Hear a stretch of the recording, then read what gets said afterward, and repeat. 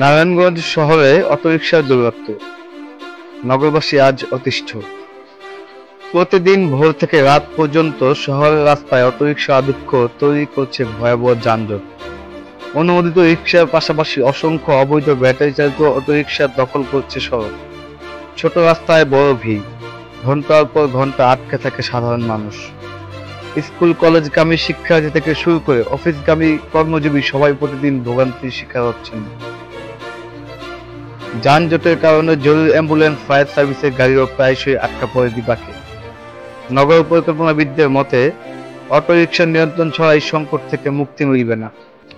নগরবাসীর প্রত্যাশা, অটোরিকশার দৌরাত্ম্য কমিয়ে ফেরানো হোক শৃঙ্খলিত পরিবহন ব্যবস্থা। নারায়ণগঞ্জ সমাচার, আপনার চোখে নগর জীবনের প্রতিচ্ছবি।